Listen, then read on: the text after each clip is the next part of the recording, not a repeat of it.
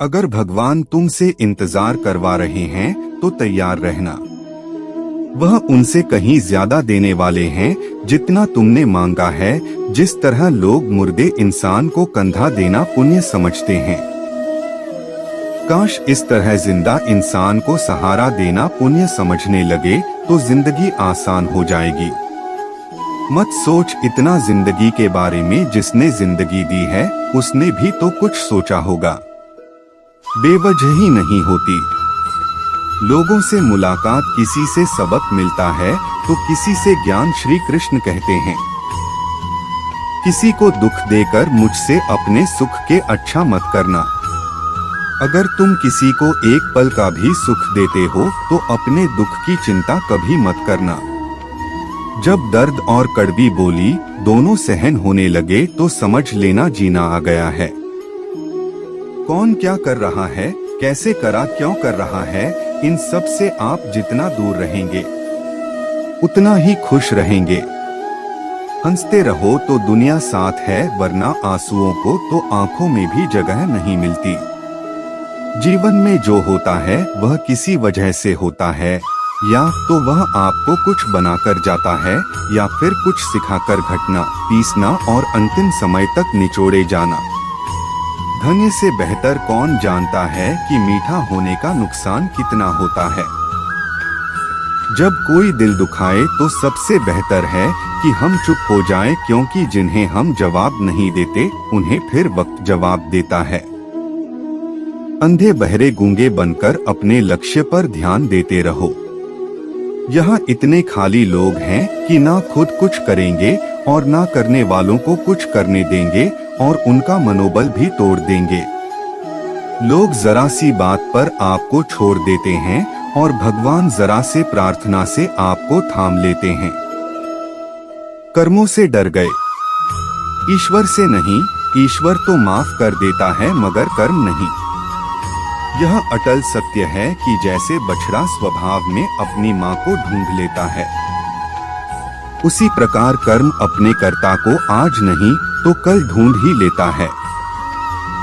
नियत साफ, मकसद सही हो तो यकीनन किसी ना किसी रूप में ईश्वर भी आपकी मदद करते हैं।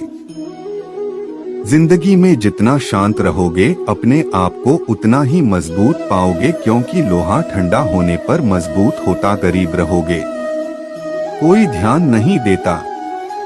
मेहनत करोगे तो सब हंसेंगे, लेकिन जब कामयाब हो जाओगे तो सब चलेंगे। जिंदगी वह हिसाब है जिसे पीछे जाकर सही नहीं किया जा सकता। इसलिए आज में सुधार करें और पुरानी बातों को अनुभव की तरह इस्तेमाल करें। जिस जिंदगी में उत्साह, लक्ष्य और अनुशासन ना हो उसे जिंदगी जीना नहीं, जिंदगी काटना कहते हैं। कभी कभी आप बिना कुछ गलत किए भी बुरे बन जाते हैं, क्योंकि जैसा लोग चाहते थे आप ऐसा नहीं करते। जिस मनुष्य के हृदय में सच्ची मानवता हो उसकी सोच हमेशा यही होगी कि मुझे मिला हुआ दुख किसी को ना मिले और मुझे मिला हुआ सुख सबको मिले। मैंने हंस कर भी देख लिया और रुक कर भी देख लिया, किसी को पाकर किसी को खो कर भी देख लिया। यह जान लिया कि जिंदगी वही जी सकता है जिसने अकेले जीना सीख लिया। जिंदगी बहुत कुछ सिखाती है, थोड़ा रुलाती है तो राहत आती है। खुद से ज्यादा किसी पर भरोसा मत करना, क्योंकि अंधेरे में तो परछाई भी साथ छोड़ देती है। अगर कोई आपको सच्चा प्यार करता है तो आप उस समय जरूर देगा, आपकी हर स्थिति में साथ देगा, हमेशा आपके लिए समर्पित है।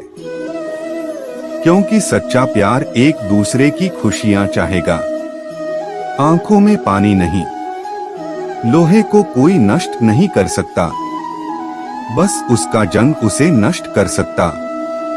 इसी तरह आदमी को कोई और नहीं बल्कि उसकी सोच ही नष्ट कर सकती है। इसलिए सोच अच्छी रखो, फल अच्छा ही होगा। इतना कमजोर मत बनो कि कोई भी आपको तोड़ सके, बल्कि इतना मजबूत बनो कि आपको तोड़ने वाला खुद ही टूट जाए। दर्द आपको मजबूत बनाता है, डर आपको बहादुर बनाता है, अनुभव आपको सिखा देता है, लेकिन हम समझ जाएंगे कि सामने वाला गलत नहीं, सिर्फ आपकी सोच हमसे अलग है। उस दिन जीवन में सब दुख दूर हो जाएंगे। क्यों रोते हो मन का ना होने पर, जो लिखा है वही होकर रहे। एक रास्ता बंद करने से पहले भगवान 10 रास्ते खोल देते। गर्मी के मौसम में पत्ते सूखने के बाद भी पंछी घोंसला नहीं छोड़ते, क्योंकि वह जानते हैं फिर से बरसात आएगी और पेड़ पर नहीं सकते हैं कि जो हुआ उसे भूलकर नई शुरुआत करो। और याद रखो, जिसका कोई नहीं होता उसका भगवान होता है। मतलब से जुड़े रिश्ते मतलब तक साथ देते हैं, लेकिन दिल से जुड़े रिश्ते आखिरी तक निभाते। अच्छा काम करते रहो, चाहे कोई सम्मान करें या ना करें, क्योंकि सूर्योदय तभी होता है जब करोड़ों लोग सोए रहते हैं। दुनिया में हर एक काम आसान है, केवल अंदर से आवाज आनी चाहिए। हमेशा मेहनत और उस परमात्मा पर विश्वास रखना। इस सफलता का सूत्र जीवन में सबसे बड़ी गलती वह है जिस गलती से हम कुछ सीख नहीं पाते। जो व्यक्ति अपने मन को काबू में कर सकता है वह जिंदगी में कुछ भी कर सकता है। इंसान की अच्छाइयों पर सब खामोश रहते हैं, लेकिन चर्चा अगर बुराई पर हो तो गूंगे भी बोल पड़ते हैं। श्री कृष्ण कहते हैं, तुम्हारे बीते हुए कल को तो मैं ठीक नहीं कर सकता, क्योंकि तुम वर्तमान में अगर अच्छा कर्म करोगे तो मैं तुम्हारा आने वाला कल जरूर उजागर करूंगा। झूठी बातों पर लोग आपकी वाहवाही करेंगे, वही लोग आपको तबाह करेंगे। बुरे से बुरा क्या ही होगा। हम तो हमेशा ही सोच लेते हैं, मगर अच्छे से अच्छा क्या होगा। हम यह कभी नहीं सोचते, जो ईश्वर रात को पेड़ पर बैठे पक्षियों को कभी गिरने नहीं देता, तो सोचो वह तुम्हें अकेला और बेसहारा कैसे छोड़ सकता है। आज के जमाने में कोई अपना नहीं होता, सिर्फ लोग तब तक साथ देते हैं जब तक उनका स्वार्थ होता है। अगर कोई अकेला है तो इसका मतलब यह नहीं कि उसे कोई पसंद नहीं करता, बल्कि वह अकेला इसलिए है क्योंकि उसने दुनिया की औकात जान लिए। एक बार आजा और उसका मंत्री तलवार को साफ कर रहे होते। तलवार को साफ करते समय अचानक राजा के पैर पर तलवार गिर जाती है और राजा की पैर की उंगलियां कट जाती है।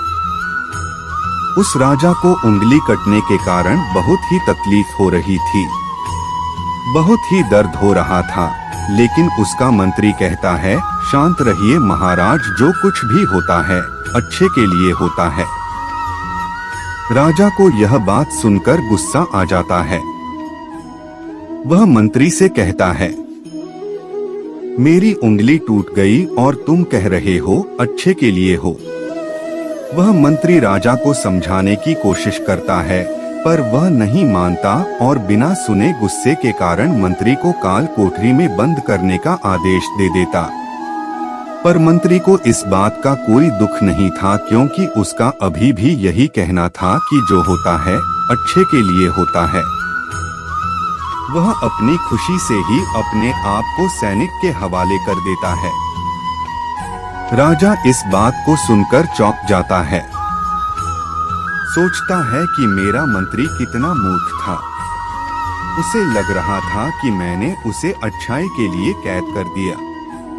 इस घटना के 3 महीने बीत जाते। एक दिन राजा अपने सैनिकों को लेकर शिकार करने के लिए जंगल में जाता है। राजा को एक हिरण दिखता है। हिरण का पीछा करते करते राजा घने जंगलों में चला जाता है। वह हिरण को पकड़ नहीं पाता और जंगलों में खो जाता है। वह बाहर आने के लिए रास्ता ढूंढता है, लेकिन रास्ता उसे नहीं मिलता। तभी कुछ आदिवासी लोग उसे घेर लेते हैं। उन लोगों को पता नहीं था कि वह राजा, वह लोग अपनी देवता को बलि चढ़ाने के लिए एक इंसान को ढूंढ रहे थे। आदिवासी लोग राजा को पकड़कर अपने इलाके में ले जाते हैं। हर राजा उनको बार बार समझाने की कोशिश करते हैं, लेकिन वह लोग कुछ भी नहीं समझ रहे थे। वह लोग खुशी से नाचते हैं और राजा को नहलाकर बलि चढ़ाने के लिए उनको कपड़ा पहन आते हैं। अब राजा को लगता है कि वह मरने वाला। जब आदिवासी लोगों का मुखिया राजा को मारने जाता है, तब देखता है कि राजा की पैर की उंगली कट चुकी है। इसको देखकर उसका मुखिया कहता है, किसी इंसान की बलि नहीं दी जा सकती क्योंकि इंसान पूरा नहीं है। एक अंग कटा हुआ है और उनके भगवान को एक बुरे इंसान की बलि ही दी जा सकती है। अगर ऐसे इंसान की बलि दी जाए जिसका अंग पहले से कटा हुआ है, तो उनके देवता खुश होने की जगह नाराज हो जाएंगे। फिर वह लोग राजा को छोड़ देते हैं।